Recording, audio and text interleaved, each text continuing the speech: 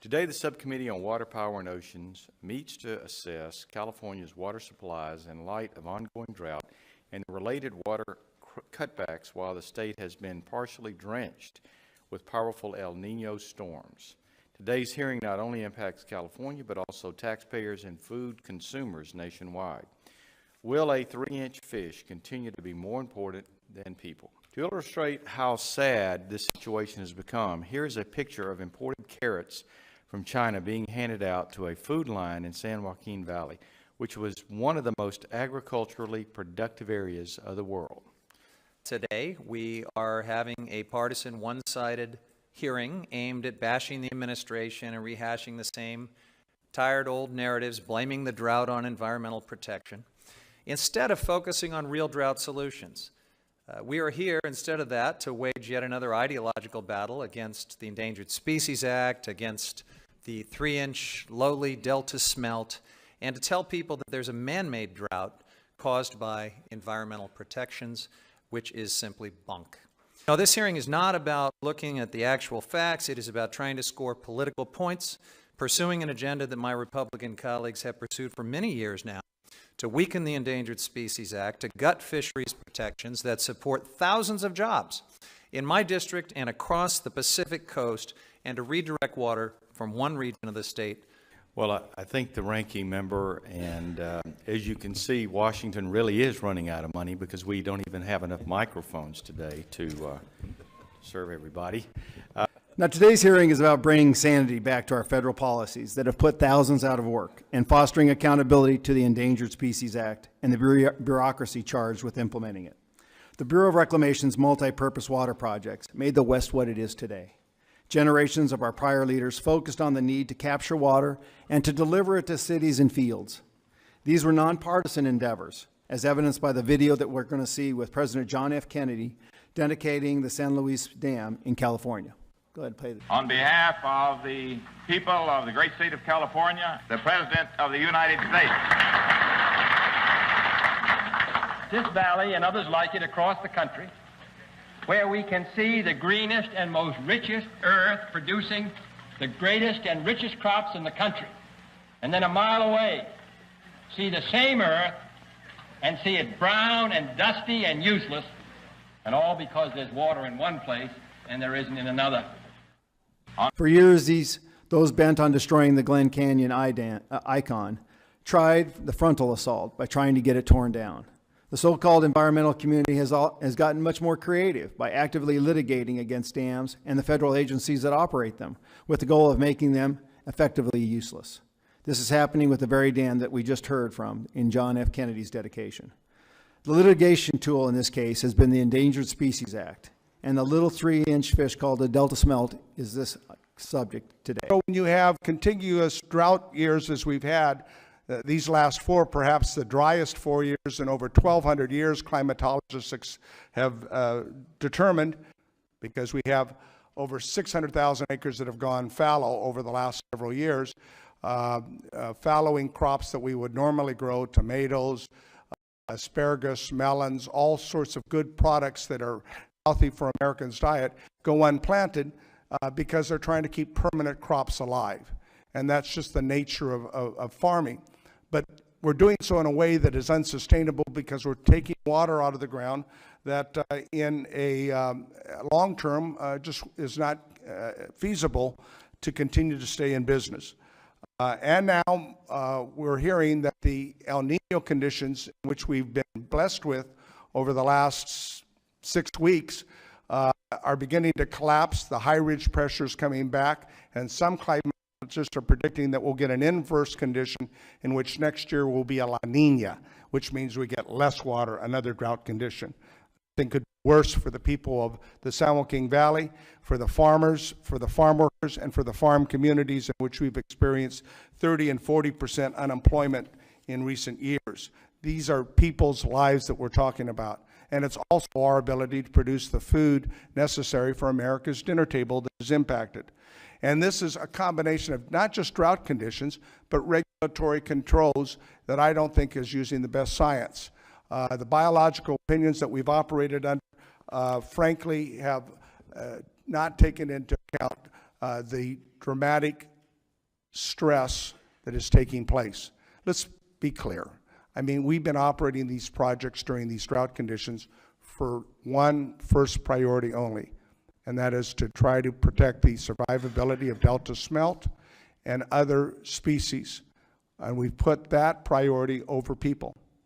Whether you agree or disagree, that's been the effect. And I'd feel a little bit better about it if we were being successful. If we were propagating the Delta smelt and we were increasing the salmonoid, at least you could see a cause and an effect.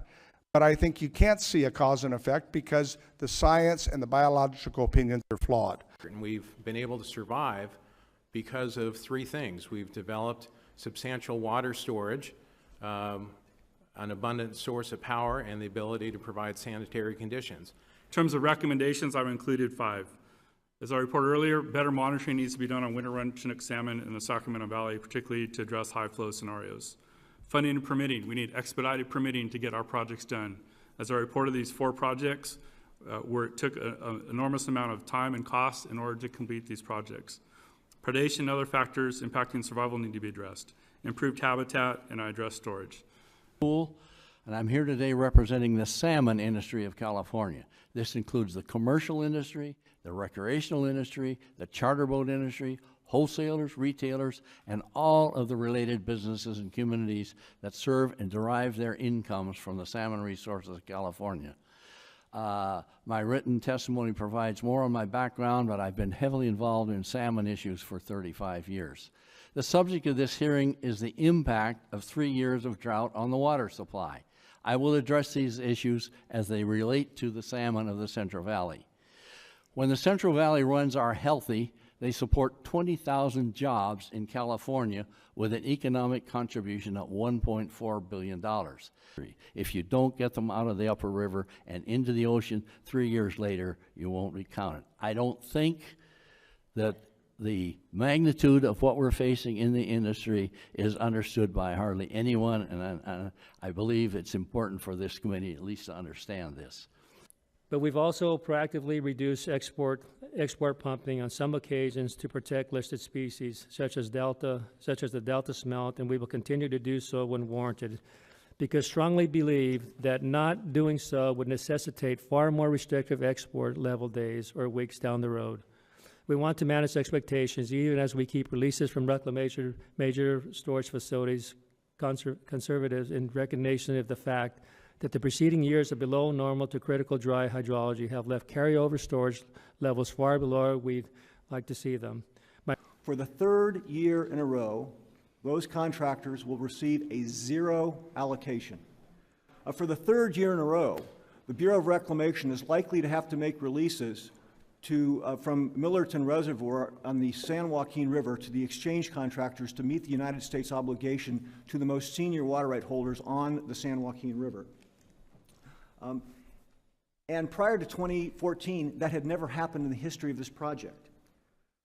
And there can't be any debate that these impacts, as Mr. Murillo said, are as a result of drought. But there cannot be any reasonable debate that the impacts have also been a consequence of the implementation of the Endangered Species Act and biological opinions. However, this morning, looking over the change orders of February 22, 2015 change order directing that the pumping at the Jones pumping plant be reduced to 850 cubic feet per second, and the reason was Delta smelt concerns. We absolutely have to have an honest debate about what's causing these impacts. Mr. Huffman talked about things that are things over which we should be outraged. And he's absolutely right. What's going on right now at Folsom is outrageous. But where's the outrage that there are going to be communities in the San Joaquin Valley that have no water? I have watched the press talk about what's happened in Flint, Michigan, and the outrage over the governmental action in Flint, Michigan that put the population at Flint at risk. Where's the outrage that it's governmental policies that have created 0 water supplies for communities in the San Joaquin Valley, disadvantaged communities that have no resources to respond to 0 water supplies, as Mr. Costa said, that are a result of government action? One of the things we should be outraged about is the fact that we have dedicated over the last 20 years millions of acre-feet of water to the restoration of these species, or the protection of these species. The species have continued to decline. Today, the Delta smelt index is 0. The fish are gone. We should be outraged that nothing is being done to actually protect these fish. Our sound system works about as well as our water system, I guess. Both of those sets of regulations, the outdated flood control regulations as well as the outdated environmental regulations that have prevented hundreds of thousands of acre feet that are being released out of dams like Folsom for flood control so that they can be stored downstream for beneficial human use in dry periods. Now, how can we expect residents to continue their Herculean efforts to conserve water, to stretch every drop, to watch their lawns turn brown, to watch their prized gardens wither and die, when they see the government releasing tens and in some cases hundreds of thousands of acre feet of water to adjust river temperatures for fish in the middle of the worst drought in the recorded history of California? I am very concerned that the lesson that this government is teaching is that it doesn't care about the residential needs of users, and therefore I wonder why those residents should care to continue these enormous efforts that they're making to conserve when they watch this enormous, outrageous amount of wasted water coming out of our dams. Do you worry about that? Well, you know, when we operate the CVP, we've got to not only take a look at providing the project yield, but we also got to comply with the law. And the law says that we got to protect a certain species. It's the Delta smelt and the winter rum salmon, and we're doing that. And I know that people are disappointed with the operations, but that's the job Birmingham, we have. that's right. These laws were put in place to protect the environment, like the Delta smelt. How's the environment doing after all of these years of experience with these laws and regulations? Well, I know that the abundance of the Delta smelt is pretty low right now. So we've not only decimated our economy, we've not only done enormous harm to millions of people, but we haven't accomplished the stated purpose of these laws, which was to improve the environment. In fact, I would say we have actually harmed the environment. They want to tear down the Iron Gate Dam on the Klamath, which would take with it the Iron Gate fish hatchery that produces 5 million salmon smolts every year. This is just lunacy. I mean, this administration continues to talk about environmental and social justice, yet where's the social justice to large Hispanic communities in the Central Valley like Porterville that are now forced to use government showers that are brought in, or water that is now being trucked in? Where's the social justice of 34% going to back up to 50% unemployment in large Hispanic areas like Mendota? Areas that Mr. Costa represents over in Los Banos. This is not an ideological battle. This is not an election season battle. This is a battle of basic necessities of life. This is a battle of whether or not they're going to have food or whether we're going to truck it in from other countries.